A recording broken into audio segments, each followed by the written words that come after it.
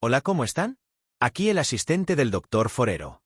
Esta cápsula de estudio explicará acerca de los mediadores de la inflamación. Espero sea de su agrado esta cápsula y puedan sacar adelante sus estudios. Entramos ahora en un punto clave del proceso inflamatorio: los mediadores. Estas son las moléculas responsables de orquestar toda la respuesta inflamatoria, tanto a nivel vascular como celular. Y aunque su origen puede parecer diverso, todos provienen de dos grandes fuentes: el plasma y las células. Los mediadores derivados del plasma son típicamente sintetizados en el hígado y viajan por la sangre como precursores inactivos, esperando a ser activados por mecanismos como la proteólisis. Son esenciales, por ejemplo, en cascadas como la del complemento. En cambio, los mediadores derivados de células ya están preformados y almacenados en gránulos listos para ser liberados de forma casi inmediata, como sucede con la histamina de los mastocitos, o bien, son sintetizados de nuevo tras un estímulo, lo que les confiere una respuesta más tardía pero sostenida. La imagen refuerza cómo estas respuestas pueden observarse incluso en contextos comunes como la gingivitis, donde estos mediadores están altamente activos. Dentro del gran arsenal de moléculas inflamatorias, los mediadores celulares son protagonistas esenciales. Estos son producidos por células inmunitarias clave como mastocitos, leucocitos, plaquetas y macrófagos. Comenzamos con la histamina, almacenada en gránulos de mastocitos y liberada rápidamente tras un estímulo. Su acción: vasodilatación y aumento de la permeabilidad vascular, lo que favorece la salida de células y proteínas al sitio de inflamación. Le sigue la serotonina, proveniente principalmente de plaquetas, con funciones similares en la regulación del tono vascular. Las prostaglandinas y leucotrienos, síntesis de los mastocitos y leucocitos, son responsables del dolor, la fiebre, y también del reclutamiento celular, reforzando la cascada inflamatoria. El PAF, o factor activador de plaquetas, no solo contribuye a la activación leucocitaria y vasodilatación, sino que además puede potenciar la degranulación celular. Los radicales libres derivados del oxígeno y el óxido nítrico son ejemplos de mediadores que ejercen funciones más destructivas. Matan patógenos pero también pueden dañar tejidos si no son regulados. Finalmente, las citoquinas como TNF e IL-1 y las quimiocinas coordinan toda esta actividad. Son verdaderas directoras de orquesta, activando células, favoreciendo su adhesión y migración, y amplificando la inflamación de forma controlada o descontrolada en enfermedades crónicas. Nos centramos ahora en los mediadores derivados de células, y específicamente en las aminas vasoactivas, la histamina y serotonina. Estas moléculas son liberadas casi de inmediato tras un estímulo, ya que se almacenan en gránulos preformados dentro de células como los mastocitos, basófilos y plaquetas. La histamina, liberada por degranulación mastocitaria, es una de las primeras en actuar tras una lesión o estímulo inmunológico. Produce vasodilatación en las arteriolas y aumento de la permeabilidad de las vénulas, facilitando así la salida de proteínas plasmáticas y leucocitos al tejido. La serotonina, por su parte, cumple una función similar, aunque su principal fuente son las plaquetas. Ambas sustancias actúan como alarmas químicas, abriendo paso a la cascada inflamatoria que sigue. La imagen muestra la activación de los mastocitos por distintas vías, tanto dependientes de IgE como por otros estímulos como neuropéptidos, fármacos o patógenos, todos capaces de disparar la liberación de estas potentes moléculas inflamatorias. La histamina es uno de los mediadores más tempranos de la inflamación y se encuentra almacenada principalmente en mastocitos, aunque también puede liberarse desde basófilos y plaquetas. Un ejemplo actual de su relevancia lo vimos en el contexto del COVID-19. La activación de mastocitos por el virus SARS-CoV-2 genera una liberación inmediata de histamina, la cual estimula la permeabilidad vascular y activa células cercanas, preparando el terreno para una segunda ola de señales inflamatorias. Posteriormente, se libera interleucina 1, que activa a los macrófagos. La histamina potencia esta liberación de IL-1, amplificando la señal inflamatoria. Esta cascada de eventos puede derivar en una tormenta de citoquinas, una reacción exagerada del sistema inmune que, en el caso del COVID-19, ha sido responsable de inflamación pulmonar severa y daño tisular. La imagen muestra cómo este proceso se inicia desde la activación mastocitaria, culminando en una intensa respuesta inflamatoria sistémica. La serotonina, también conocida como 5-hidroxitriptamina, comparte varios efectos con la histamina, como la vasodilatación y el aumento de la permeabilidad vascular. Sin embargo, a diferencia de la histamina, su origen principal no son los mastocitos, sino las plaquetas y las células neuroendocrinas. En el contexto inflamatorio, la serotonina se libera desde las plaquetas activadas, especialmente cuando éstas entran en contacto con colágeno, trombina o ADP, o bien cuando reconocen complejos antígeno-anticuerpo. Esta liberación no solo inicia o amplifica la inflamación, sino que también revela un punto clave de convergencia entre dos sistemas, la inflamación y la coagulación. En la imagen, observamos el rol de la serotonina en el intestino, donde actúa sobre células inmunes y epiteliales, contribuyendo a la modulación de la respuesta inmunitaria en la mucosa. Este equilibrio es esencial para mantener la homeostasis, pero también puede volverse disfuncional en procesos inflamatorios crónicos o en enfermedades autoinmunes. Además de su liberación rápida como amina vasoactiva, la serotonina también desencadena señales intracelulares complejas cuando se une a sus receptores específicos, como 5-HT1-AR y 5-HT2-AR. Estos receptores son parte de la familia acoplada a proteínas G, y su activación da inicio a una cascada de señalización. Al unirse la serotonina, se activa la proteína G heterotrimérica, que estimula la fosfolipasa C-planta C. Esta enzima rompe un lípido de membrana, el fosfatidilinositol 4,5 bifosfato, generando dos segundos mensajeros clave, inositol trifosfato, IP3, y diacilglicerol, DAC. El IP3 moviliza calcio intracelular, mientras que el DAC activa la proteína quinasa C, PKC. Una vez activa, la PKC puede modificar diversas proteínas blanco. Entre ellas destaca RAF, que inicia una cascada de señalización a través de MEK y ERK, una vía MAC esencial para la activación génica, proliferación celular y producción de mediadores inflamatorios como los eicosanoides. Así, esta vía no solo amplifica la respuesta inflamatoria, sino que también integra señales que conectan inflamación con reparación o daño tisular, dependiendo del contexto. Una vez que se activa la vía de la proteína quinasa C, PKC, se desencadena una cascada intracelular que culmina con la activación de la vía MAC, específicamente del complejo RAF, MEK, ERK. La proteína ERK, que pertenece a la familia de las quinasas activadas por mitógenos, MAPKS, migra al núcleo donde regula la expresión de genes proinflamatorios, promueve la producción de citocinas inflamatorias e inmunes, y participa en la proliferación y diferenciación de células del sistema inmune. Además, un punto clave de esta vía es su conexión con la fosfolipasa A2 citosólica, CPLA2. La activación de ERK estimula CPLA2, que hidroliza los fosfolípidos de membrana, liberando ácido araquidónico AA.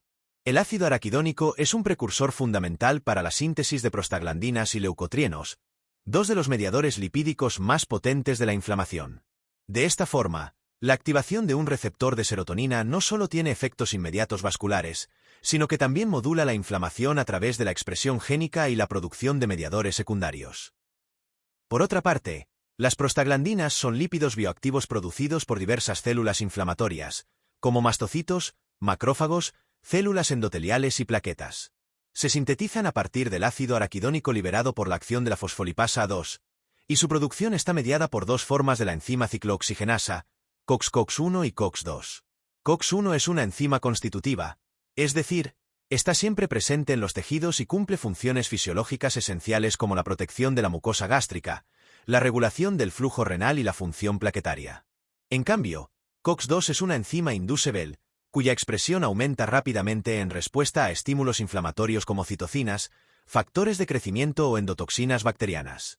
Su producto es clave en la inflamación aguda y crónica, ya que genera prostaglandinas que median dolor, fiebre y vasodilatación.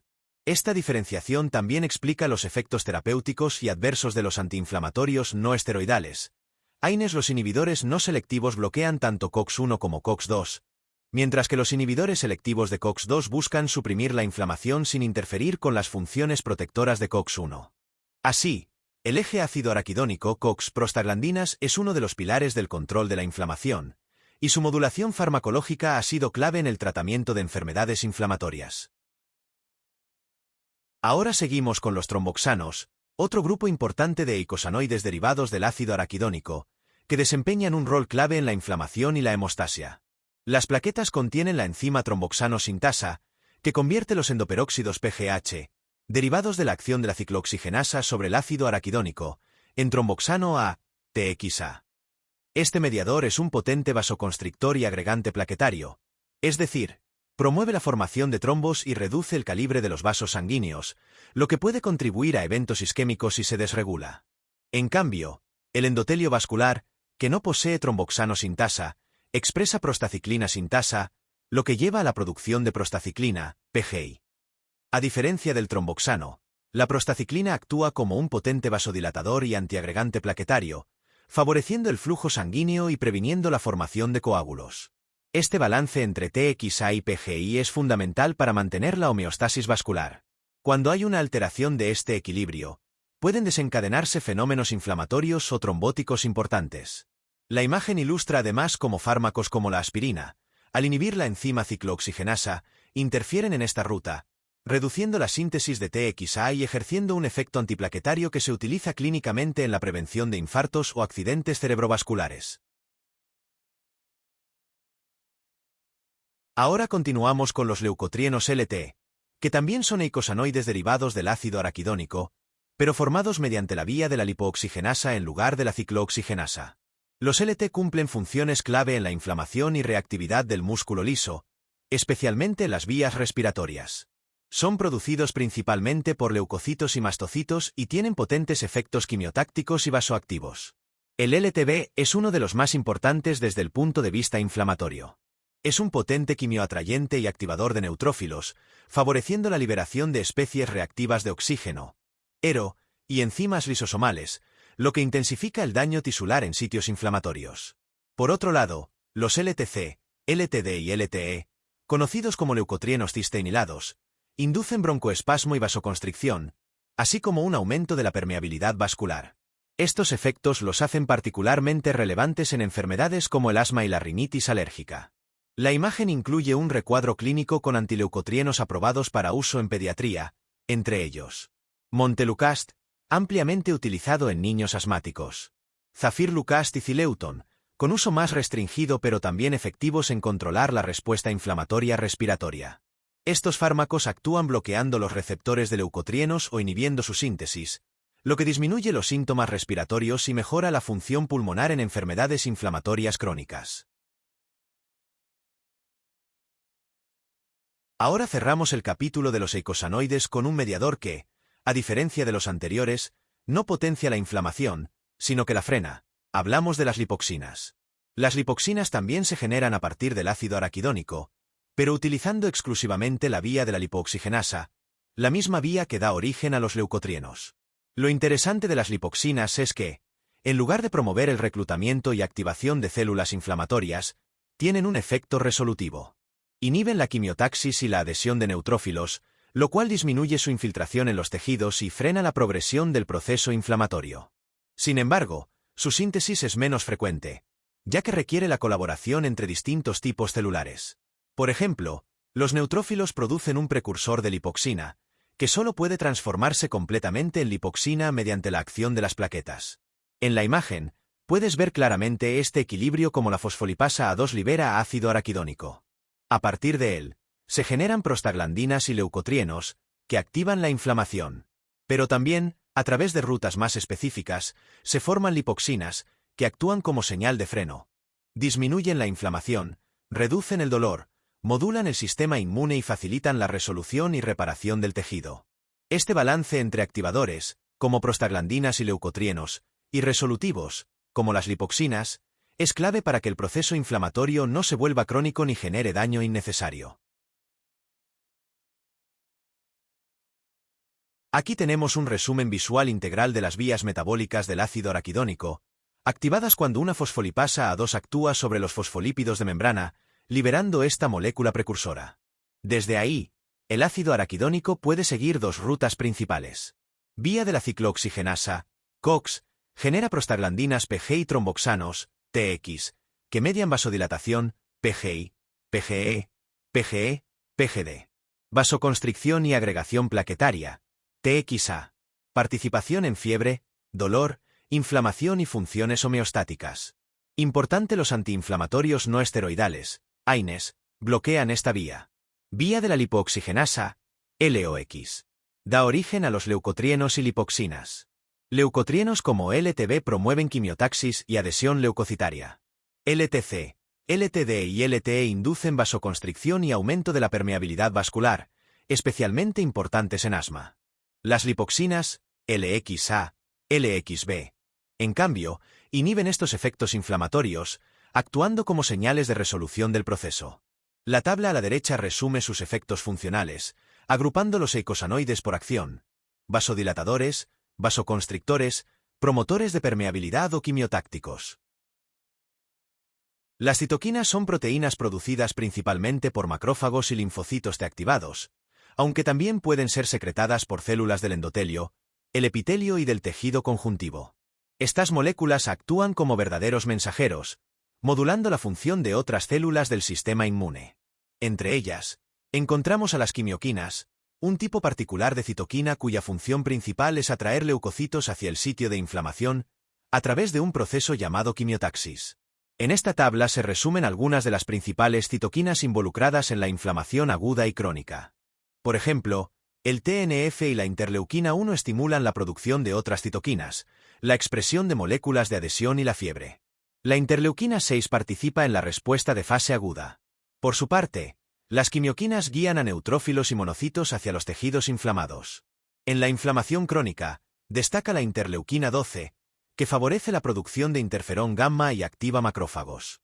La interleuquina 17, en tanto, atrae a neutrófilos y monocitos, y tiene un papel relevante en enfermedades autoinmunes. Estas moléculas, en conjunto, permiten regular la intensidad, duración y naturaleza de la respuesta inflamatoria. El factor de necrosis tumoral, TNF, y la interleucina 1, IL-1, son dos de las citoquinas más relevantes en la respuesta inflamatoria. Ambas son producidas principalmente por macrófagos activados y tienen múltiples efectos tanto a nivel local como sistémico. En el sitio de inflamación, estas citoquinas promueven la activación del endotelio vascular, favoreciendo la expresión de moléculas de adhesión, el aumento de la permeabilidad y la producción de otras citoquinas. Esto facilita el reclutamiento de leucocitos y la amplificación de la respuesta inflamatoria. Pero su acción no se limita al tejido dañado. A nivel sistémico, pueden generar respuestas protectoras, como fiebre, producción de proteínas de fase aguda por el hígado o aumento de leucocitos en la médula ósea. Sin embargo, cuando su producción es excesiva o incontrolada, pueden causar efectos patológicos graves. Entre ellos, la hipotensión, la resistencia a la insulina, la pérdida de masa muscular o incluso el shock séptico.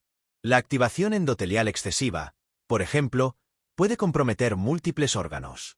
En resumen, TNF e IL-1 son claves para contener infecciones, pero también pueden ser responsables de daño sistémico si no se regulan adecuadamente. En esta imagen observamos las vías intracelulares activadas por el TNF-alfa, una de las citoquinas clave en la inflamación. Existen dos formas, la forma soluble y la forma transmembrana, ambas capaces de unirse los receptores TNFR1 y TNFR2. Cuando el TNF-alfa se une a TNFR1, se activa un complejo intracelular que puede llevar a dos rutas distintas. La activación de la vía NFB, que promueve la transcripción de genes inflamatorios y de supervivencia celular. O bien, si se forma el complejo 2, se activa la vía de la caspasa 8, que culmina en apoptosis. Por otro lado, la unión de TNF-alfa a TNFR2 activa principalmente la vía de las MAP quinasas, especialmente ERK, JNK y P38, que también regulan la inflamación, la respuesta inmune y la proliferación celular. Estas rutas ilustran cómo una misma citoquina puede inducir tanto respuestas protectoras como efectos deleterios, dependiendo del contexto celular y de la duración de la señal. La interleucina 1 beta, o IL-1 beta, es una potente citoquina inflamatoria producida principalmente por macrófagos en respuesta a estímulos como los lipopolisacáridos bacterianos. La IL-1 se sintetiza como un precursor inactivo, pro-IL-1 beta, que necesita ser procesado por la enzima caspasa 1, activada a su vez por el inflamasoma, para generar la forma madura y activa de IL-1 beta.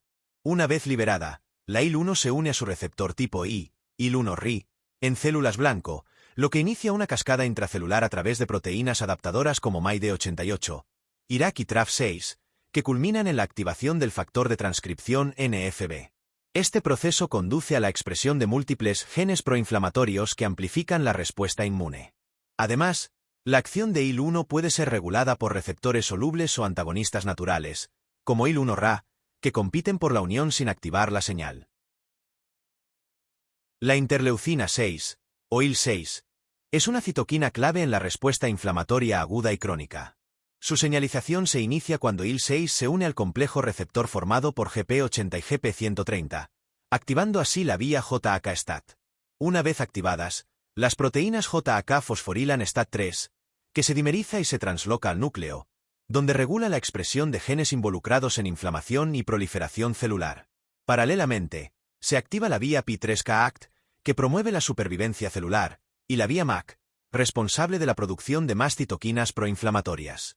Además, la IL-6 puede inducir la activación del factor de transcripción NFB, lo que amplifica aún más la respuesta inflamatoria. Este conjunto de rutas convierte a IL-6 en un mediador central, tanto en procesos infecciosos como en enfermedades crónicas inflamatorias. Las quimioquinas son mediadores clave en la inflamación, y dentro de ellas, el grupo CXC se caracteriza por tener un residuo de aminoácido entre dos cisteínas conservadas. Su principal función es atraer neutrófilos al sitio de inflamación. Un ejemplo típico es la interleucina 8, o IL-8, producida por macrófagos y células endoteliales en respuesta al TNF, IL-1 o señales microbianas. La imagen muestra cómo el ligando CXCL12 se une al receptor CXCR4, activando las vías MEK y ERK, que promueven la expresión de citoquinas y más quimioquinas, reforzando la señal inflamatoria. Este estímulo también actúa de manera paracrina sobre fibroblastos, promoviendo su diferenciación en miofibroblastos, lo que contribuye a la remodelación tisular y puede llevar a fibrosis, como se observa en el tejido cardíaco. Las quimioquinas del tipo CC se caracterizan por presentar los dos primeros residuos de cisteína adyacentes. A diferencia de las CXC, estas quimioquinas no atraen neutrófilos, sino que principalmente reclutan monocitos, eosinófilos, basófilos y linfocitos. Un ejemplo importante es la CCL2, también conocida como MCP1. Esta molécula se une a su receptor CCR2 en la superficie celular, lo que desencadena una cascada de señalización intracelular. En la imagen podemos observar cómo esta activación del receptor CCR2 activa múltiples vías. La vía JAK-STAT, asociada a la proliferación, la vía P3K-AKT, relacionada con la supervivencia celular, y la vía MAC, que regula la migración celular, la producción de citoquinas y la quimiotaxis. Este tipo de señalización es esencial para la respuesta inmune, pero también puede contribuir a procesos patológicos como la inflamación crónica o el cáncer. La única quimioquina del tipo CX3C conocida hasta ahora es la fractalquina, o CX3CL1. A diferencia de otras quimioquinas, esta puede presentarse en dos formas. Una forma soluble que actúa como señal quimiotáctica, y otra forma anclada a la membrana de las células endoteliales, que facilita la adhesión firme de células inmunes mononucleares, como linfocitos y monocitos, al endotelio. En la imagen se muestran las rutas de señalización activadas tras la unión de la fractalquina con su receptor, CX3CR1. Estas rutas incluyen la activación de proteínas como P3K, ACT, MAC y ERK, lo que lleva a la expresión génica de moléculas involucradas en la migración celular, la proliferación y la quimiotaxis. De esta manera, la fractalquina no solo participa en la atracción celular, sino que también contribuye al reclutamiento y la retención de células inmunes en tejidos inflamados.